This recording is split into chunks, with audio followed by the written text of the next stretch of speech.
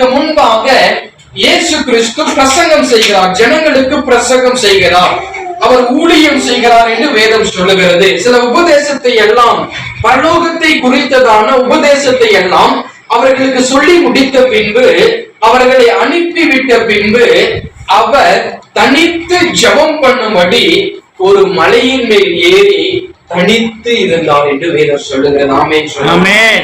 பிரியமான கர்த்தருடைய பிள்ளைகளே, நீங்களும் நானும் கூட இயேசுவை போல தனிப்பட்ட வாழ்க்கையில, தனிப்பட்ட ஜீவியத்திலே, ஜெபத்திலே நேரத்தை செலவழிக்கிறவர்களாக இருக்க வேண்டும் என்று தேவனாகிய கர்த்தர் விரும்புகிறார்.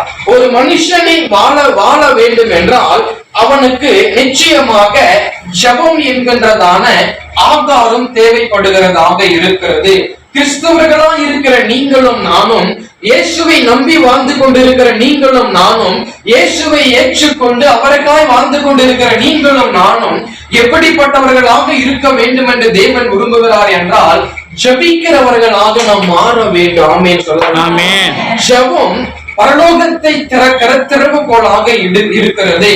ஜெபம் தேவ சமூகத்திலே ஆண்டவருடைய இரக்கத்தை கொண்டு வரும். ஒரு மனுஷன் ஜெபிக்க தன்னை விட்டு கொடுக்கும் பொழுது அவனுடைய வாழ்க்கையை ஜெபம் ஆசீர்வாதத்தை கொண்டு வருகிறதாக இருக்கிறது. சொல்ல போனா ஜெபம்னா ஆண்டவரை மனதுருக்க வைக்கும். ஆமென்.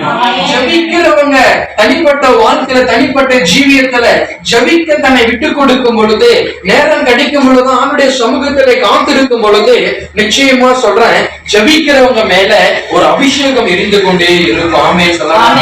ஜெபிக்கும் பொழுது பரிசுத்த ஆவியானவர் இடைப்படுகிறவராக இருக்கிறார். ஜெபிக்கும் பொழுது ஆவியானுடைய வல்லமை செயல்படுகிறதாக இருக்கிறது.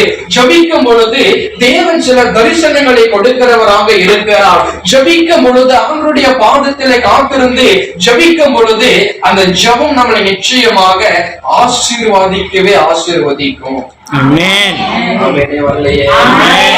ஜெபிக்கிறவர்களாக நீங்களும் நானும் மாற வேண்டும் என்று தேவன் விரும்புகிறவராக இருக்கிறார். பிரியமான கர்த்தருடைய பிள்ளைகளே, ஆண்டவருடைய சமூகத்திலே ஒரு தேவை வரும் என்றால் போய் ஜெபிக்கிறது மாத்திரம் அல்ல, எந்த சூழ்நிலை வந்தாலும், மரணமே நேரிடுகிற சூழ்நிலை